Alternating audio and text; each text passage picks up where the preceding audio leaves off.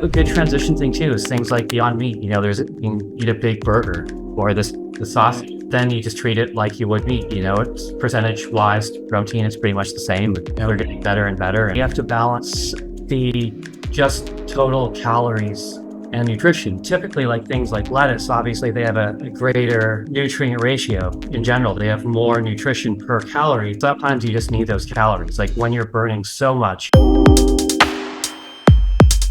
How do we ensure proper levels of protein via a plant-based plan? And what are some of your favorite sources? Now, I know you already covered that, but it's kind of specific to that question.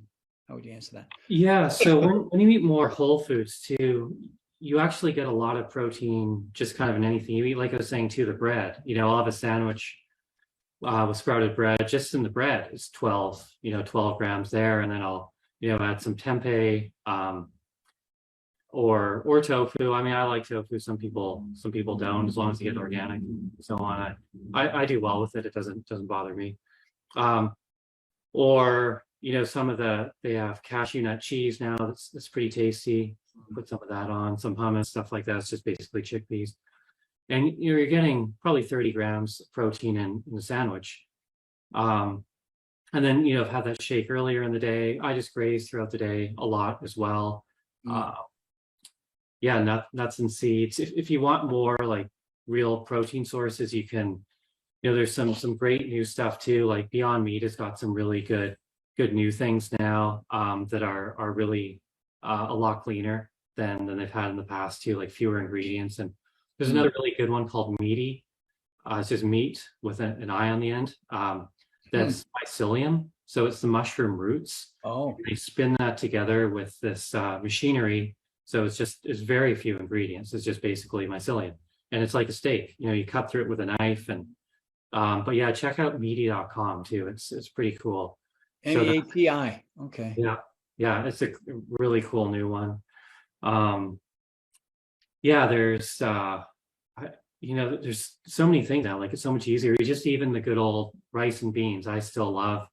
Not everyone does, but then rice and beans, you can make it taste really good. Some lemon and lime, some sea salt, some cilantro. It's I like it. Maybe it's just my palate's evolved to that, but I don't know. I'm pretty simple that way.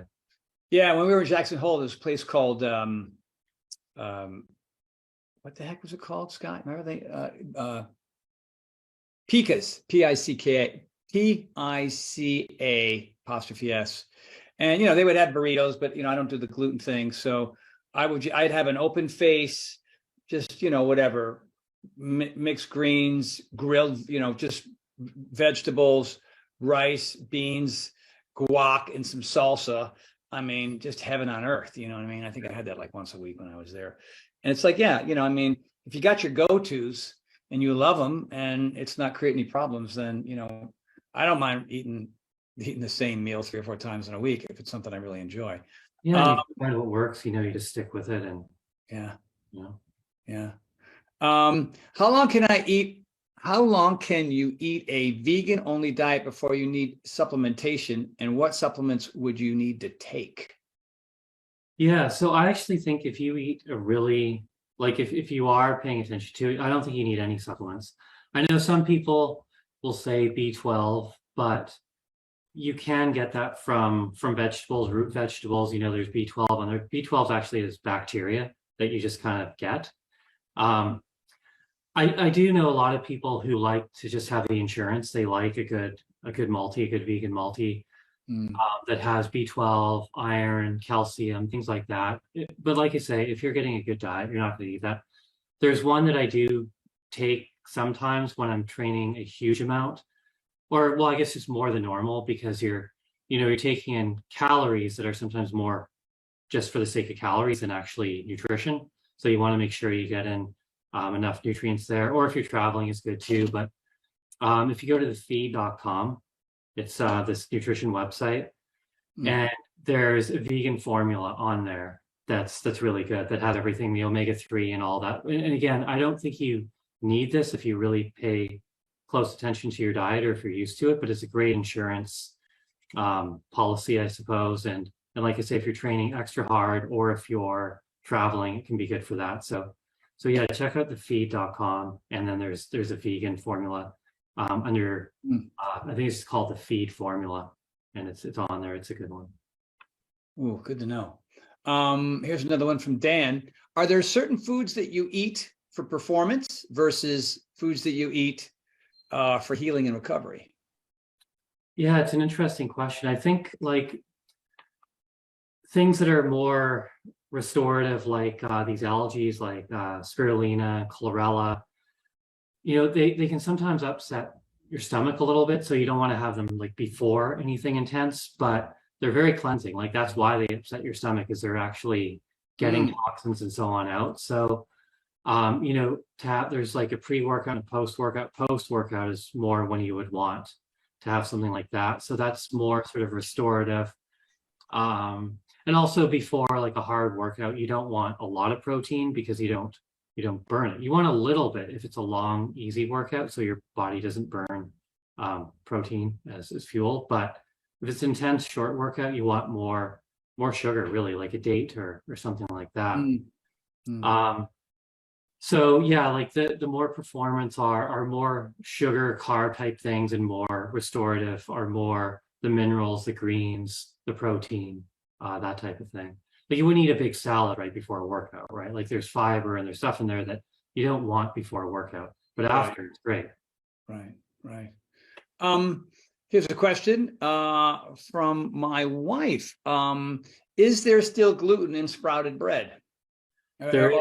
Are all sprouted breads created equal? Do some have gluten, some don't? I'm going to probably add to that question. You know, I think you can get sprouted rice bread, which then would not have gluten. It probably is possible, but you know what's interesting about the sprouted bread is many people, unless you have celiac and you're very sensitive to gluten, people who are typically sensitive to gluten don't have an issue when it's sprouted. So when it's heirloom variety wheat and it's been sprouted, it usually doesn't bother anyone's stomach or give them any issues.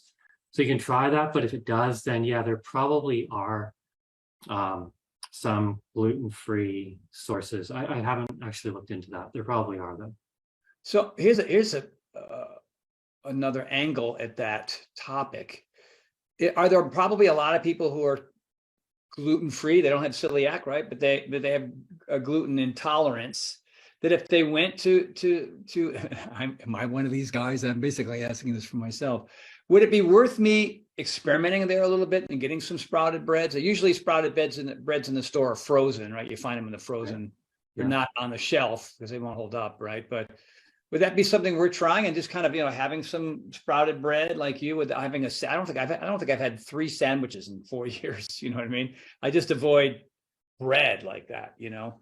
I mean, for me, it works really well. Like that's a staple for me. I probably eat 4 to 6 slices of shredded bread a day. Wow. I eat a lot of it. Do you ever toast it, Brendan, or you eat it? I always toast it. Yeah. You always toast it. Yeah. But yeah, and you can try it for sure. Just see how you feel. I just went on how I felt, and I can't eat stuff like seitan, which is the concentrated gluten. Like I feel terrible. My stomach hurts. I get tired. But when it's in that more natural form and sprouted, it makes all the difference.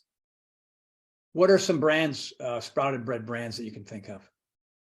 Silver Hills is the one I usually get. There's a variety within that brand. There's one called Squirrely. I can't remember what the other. And then Ezekiel as well is another one. Silver Hills is my favorite.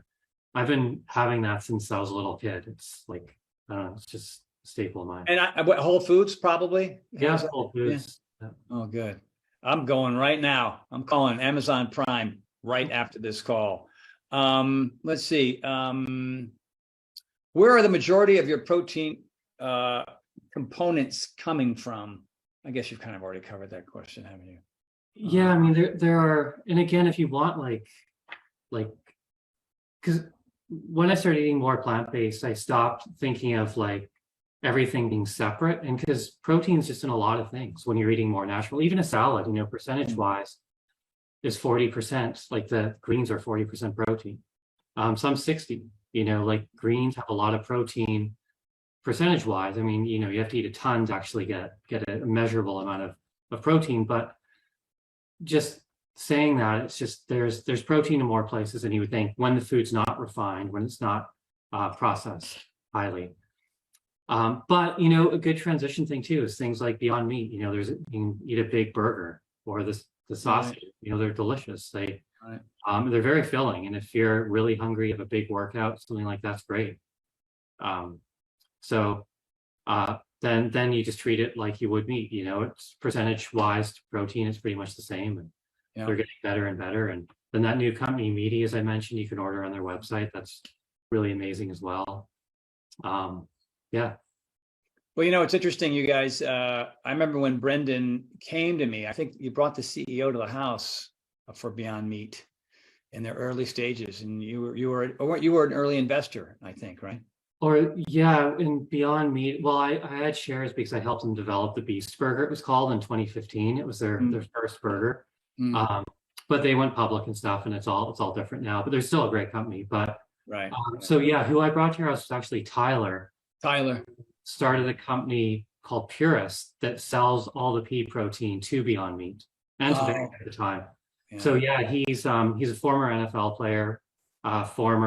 He won a Super Bowl with the Saints, and now he runs this company, the biggest pea protein company in the country, based in Minneapolis. And was an amazing athlete. Then he transitioned. His dad started the company. He took it over.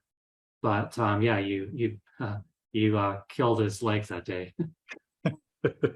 yeah. There you were, arms crossed, like you felt nothing, and he was next to you on the ground about to puke. The biggest problem right now in America for health really is overconsumption. We just eat too much food, like white bread. Eat that all day long, your stomach physically fills up, but there's no nutrition, so that hunger signal stays active. Then you're always craving. When you digest food, it takes a lot of energy. You're spending a lot of digestive energy, especially when it's refined, and like pastas and things like that, you have to spend a lot of energy. That's why you get really tired after big meals.